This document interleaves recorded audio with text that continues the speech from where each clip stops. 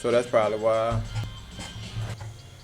Light tone on fake skin is more like a medium tone. So I have my light one drop for my medium tone, and the rest of my cups is pretty much water. And I'm dipping from that one drop to them light cups to get a lighter tone. That's one thing it took me a while to learn. But yeah, them lights build up and it look like a whole medium tone. That's one thing I would say. That's how you get better with shading. Practice, you know. Nothing better than the experience.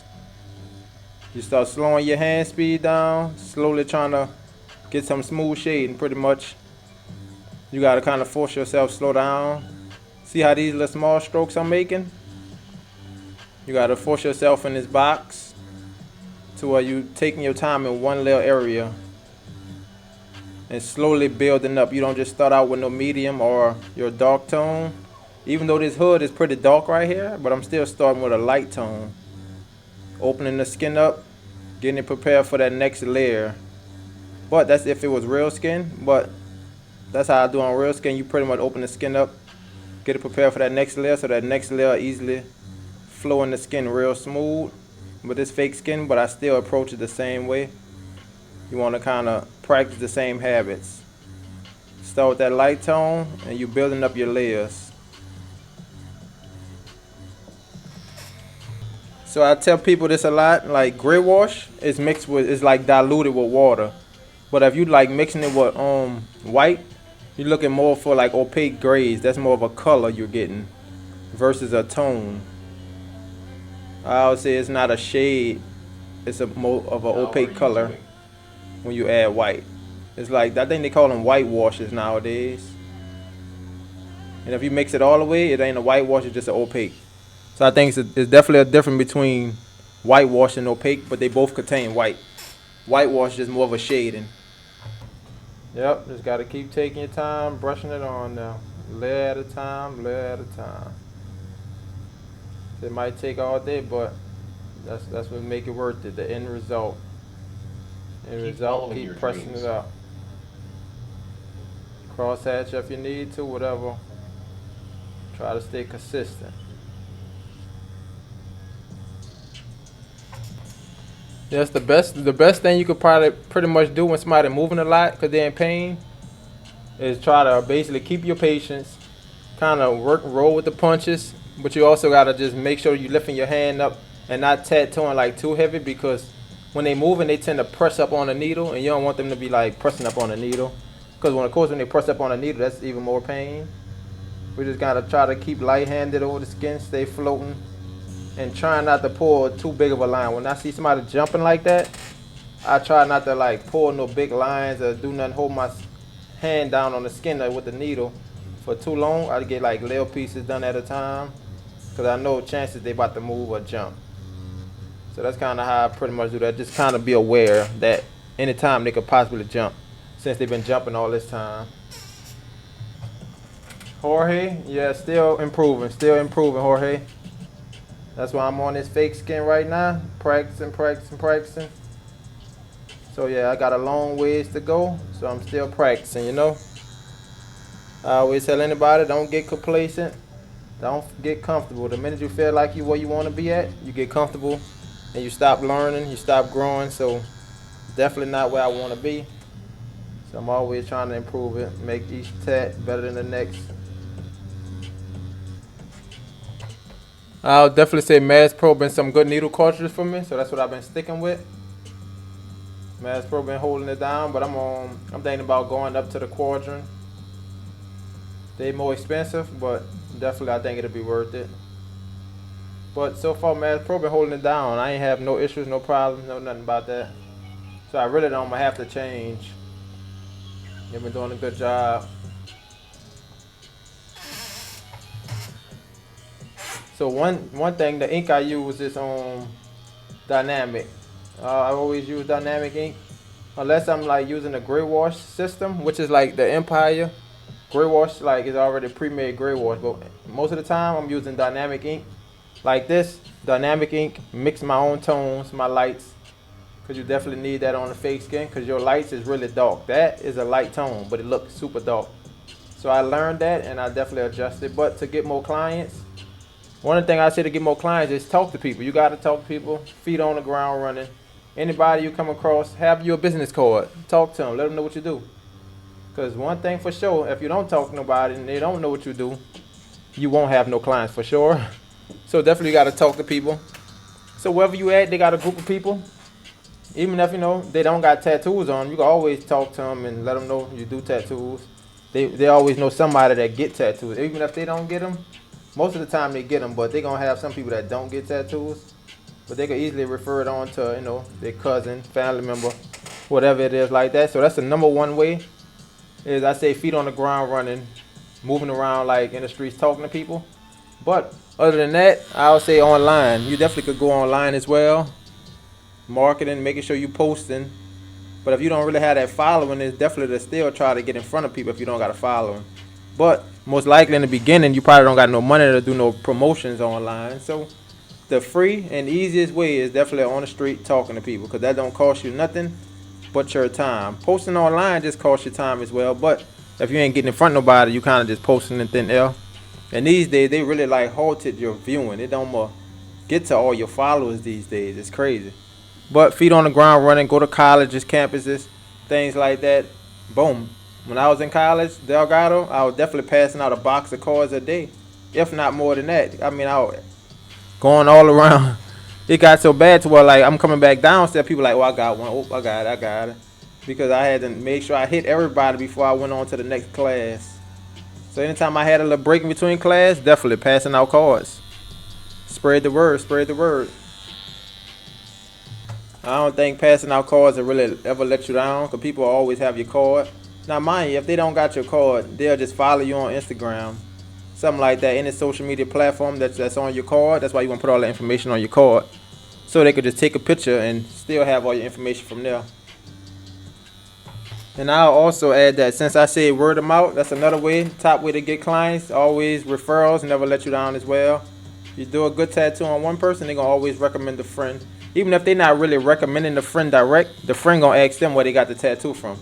So if you did your good job, what you were supposed to do, friend going to ask them where they got their tat, and guess what? Now friend won't come to you to get a tat because you did a good job. And that's why you always try to do your best on each and every tattoo. Try to get better, try to get better. The better your work, the more dedicated people see you is, the passionate about it, they're definitely more willing to recommend you, because they see that you're really passionate, you're really into it, and you're not just doing it for the money. People that's rushing on you, they're not really interested in probably like referring you, unless you just really got some good work. But you can't be rushing in and still have some good work. Quality. That's one thing I don't recommend. All your lines first. No, if you're doing realistic, there's no such thing as doing all them lines first. There's no lines in realistic, for one. Second, you want to preserve your stance. So if you try to go map out in bloodline, I know people that do that. They bloodline the whole thing, and then they try to come back. Your skin is already sore. So I'm working in a small area, slowly working our way across it. Because if you bounce in here, you bounce in there, bounce here, bounce there, this is going to be so by the time we get back to it. And you don't want your client to go through unnecessary pain. So try to get all those areas out the way before you come back. Now mind you, if I do have to come back once I get up here, it's not very much we got to do. We pretty much done. I'm just touching up small things. So that's less pain for your client to go through. Better chances of them sitting through the whole tattoo and not tapping out. We pretty much going to do the whole thing with 15 curve mag and a 7 curve mag.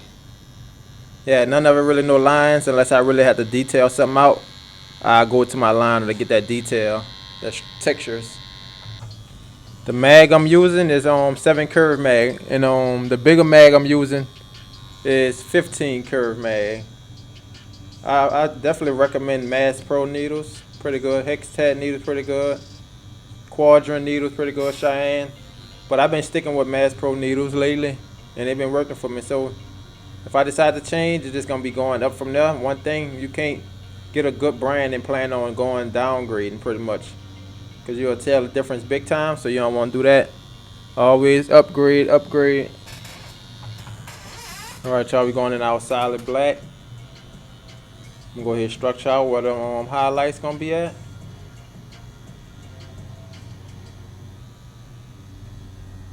Structure out where the highlights going to be at, because we definitely ain't going to be shading in there. Leave them skin breaks right there where them highlights going to be at, and we'll slowly come in with our soft tone, blending that in. About to map out all this black. We're going to come back, fill it in. But remember, we ain't trying to go too far, so I'm gonna stick down right in between the middle of the mouth and come back and on fill this in black. I say the main advice I tell everybody is practice. Your lines, start out with your lines. That's the foundation, almost any tattoo. Unless you're doing realism, then you ain't really got to roll no lines. But all small tattoos, names, words, flowers, butterflies, all that is surrounded by line work. So start out with your line work. That way you can do any one of those small tattoos starting out. And then you take your time when you figure out which route you really want to go at. If you want to niche down in a specific category, then you start practicing like shades and all that. Not exactly when you decide, but after you get your foundation, then you can start practicing on your shade work. And then from there, when you decide what niche you're going in, like what category, then you can start specifically studying like that style once you figure out what you exactly want to do. Also, I say make sure you draw. If you don't draw, then make sure you're tracing things to get your lines clean. Make sure you got straight, clean lines. That's all part of it. That's all gonna help you out. But if you do want to draw, or you do draw on paper kind of every day. Practice your letters. Practice anything that got the line work in it. Trace it. Make sure you get your lines clean as possible. Then once you do that, you can move on your fake skin, and then you move up from there to real skin. So basically, the way to break it down is like if you want your needles to bounce off the skin like that to get like softer shades, it's better to use a shorter stroke machine. A shorter stroke machine, it hit the skin more lighter versus like a longer stroke machine. It tend to dig and travel longer distance into the skin. So while you're trying to get lighter shades with those longer stroke machines, it's knocking it in there so fast to where it's making the shade look a little bit choppy versus the short stroke. It kind of feather it on top of the skin and it don't travel as far into the skin, so you're able to build up those tones much easier. Let me know if that helps out. Alright, and when I'm coming on the side, I'll try to hit a little bit of it with the mag. But if I feel we got to get a bit tighter, I'll come back with like a 7-round liner and add like a little shade in between that. But I'm just going to get the 7-round liner. Matter of fact, I ain't going to use the 7-round liner. I'm just going to kind of brush against this inside of the nose a little bit, just to kind of create some of that depth. But normally I come back with the 7-round, like right on the tip of this nose. I'm going to come back with that 7 to kind of shape that out on the skeleton mask nose. And I want it to definitely feel like a mask. That's why I'm trying to go for like a shiny feel. That's why I got to get it super smooth. By it being shiny and it got reflections, it's like kind of challenging me to try to get them super smooth. Because you know, no mask and shiny like this ain't about to have no rough textures. And it kind of worked the same way when like tattooing. If you see it's a pillow that got like that's made of cotton, of course it's not going to be super smooth. Realistically, it's not going to be smooth because if that pillow is cotton and it got like all these fabrics on it, it got different textures to that pillow. Versus like it's a glass cup. That glass cup is going to be like smooth. So realistically, you got to try to get that bad boy smooth. So you go with the textures of that object. Back to the 15-round liner.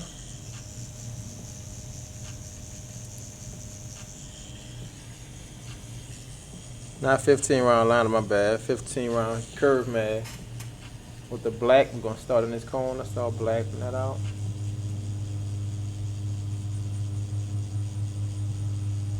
Remember when we doing the black, I am doing a small little circle, trying to pack that black in there. And I'm only going to do it closer to this edge of the eye. We're going to start going with our light tone and brushing across to the other side because that light tone still be looking dark. So we're just going to catch that edge of this eye to cast that shadow on the end. And the rest, we're about to bring it over with our light tone. After using black, you make sure you're going to put it in the rinse cup. Get all that black out there before dipping into a light tone.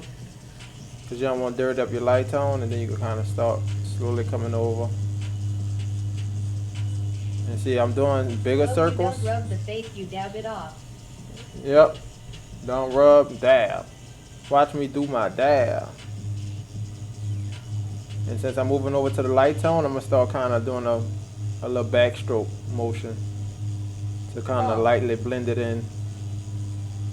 Instead of doing the circles make it super saturated. We want our light tone to be soft, but not like super saturated. Cause fake skin, you make this super saturated, that light tone gonna look dark. It slowly build up.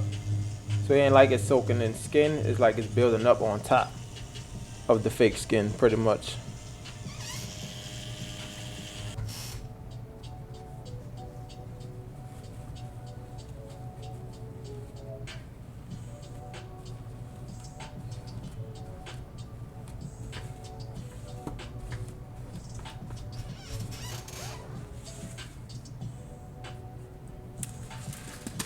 Stand up, stretch my legs.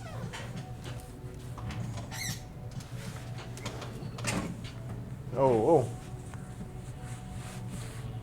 oh. Eh. You need that stretch.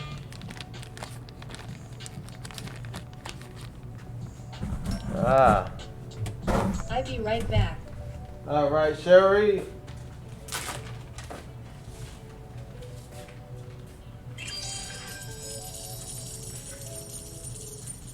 Uh-oh.